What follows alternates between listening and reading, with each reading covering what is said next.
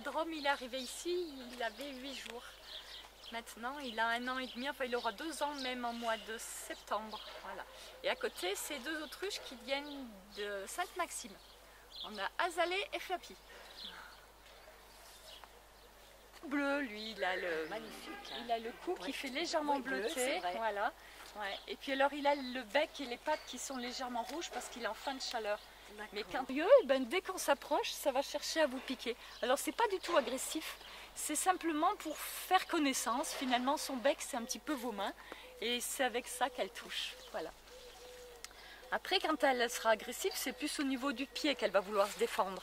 Mais c'est très rare parce qu'elles sont agressives quand elles sont en chaleur, là où elles protègent leurs œufs et leur parc. Mais sinon, c'est pas du tout agressif comme animal, au contraire. Moi, je trouve que ça vient vers vous, ça a une petite sorte d'affection, même si on ne peut pas les apprivoiser comme un chien. Hein. Si elles viennent de Charente, c'est nos 3 premières autruches qui ont fait notre élevage. Là, on a Aglaé, Sidonie et Pollux, évidemment. Celles-ci, elles sont arrivées, elles avaient 1 an et demi. Donc, elles auront 4 ans à peu près. Ça va faire 3 ans qu'on les a au mois de novembre. On avait été les chercher au mois de novembre. Ouais. Et elles auront donc 4 ans et demi. Les autruches ont une durée de vie de 70 ans en captivité. En train de parader, elle fait voir que c'est lui, il fait voir que c'est lui le plus beau. Là, il vous montre un petit peu comme il est très beau. Ah, Cupidon, t'es beau, beau. Ah, là, il fait voir. Après, ils arrivent à se mettre à danser quand ils séduisent, quand ils sont en chaleur. Ils vont, avant de cocher ces dames, ils les séduisent et ils font une petite parade où là ils vont se mettre plutôt assis, ils vont écarter les ailes et ils vont passer sa tête d'une aile sur l'autre pour séduire la femelle.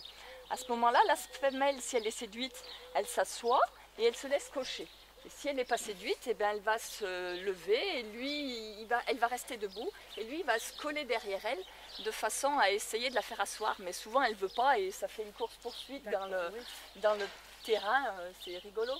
C'est quand il fait la danse donc, pour séduire ces dames, à part qu'il le fait un petit peu plus longtemps. Là, il le fait pas très longtemps parce qu'il est en fin de chaleur et ils le font plus rarement à cette époque. Les mâles sont toujours noirs et les femelles sont dans les gris marron. Voilà. Ces 2 couleurs, c'est ce qui permet de savoir le mâle et la femelle. Et quand ils sont petits, donc on n'a pas la couleur définitive. On commence à avoir les plumes définitives qui arrivent à partir de 1 an. Et c'est là où on peut dire si c'est un mâle ou une femelle. On ne sait jamais. À part des ados, c'est à cet âge-là où on commence à voir si c'est des mâles ou des femelles. On voit par rapport à leurs plumes, ils commencent à avoir les plumes adultes. Donc on voit les mâles qui commencent à avoir des plumes noires et les femelles qui commencent à avoir des plumes grises, marron. Les becs aussi des mâles sont souvent plus clairs. Les becs des femelles sont plus foncés. Et à cet âge, donc, c'est pas très agressif, mais ça cherche quand même un petit peu les dominants. Alors on a quelquefois quelques-uns qui arrivent à se souffler dessus ou à se cogner un petit peu, mais c'est jamais non plus.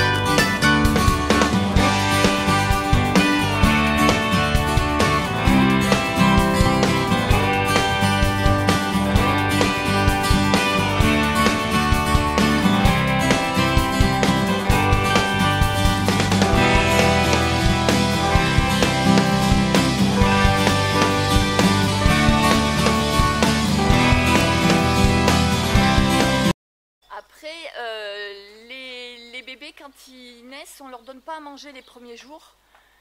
Donc c'est pour ça qu'après, il faut qu'ils trouvent quand même rapidement la nourriture.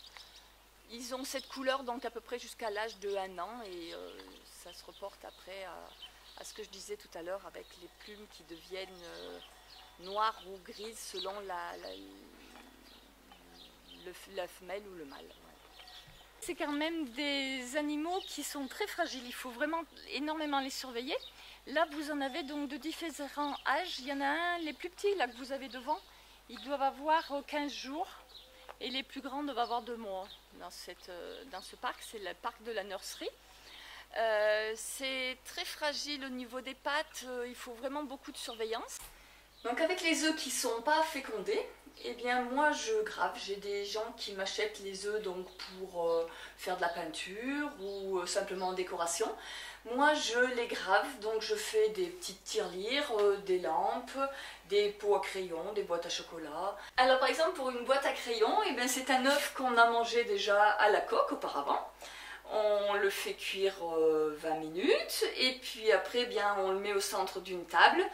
On trempe du jambon, de la charcuterie, des légumes, des mouillettes, ce qu'on veut. Et une fois qu'il est mangé, ben vous le nettoyez et vous faites un porte-crayon. Donc là j'ai écrit crayon, j'ai fait un petit motif et chacun est libre d'écrire ce qu'il veut.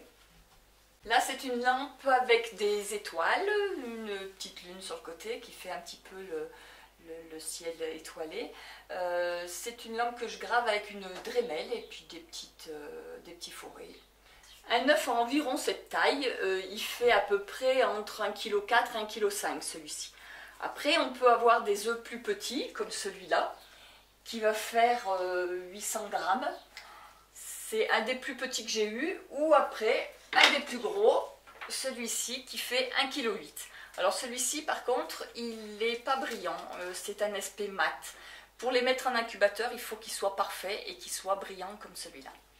Un œuf comme ça, donc on peut aussi le déguster.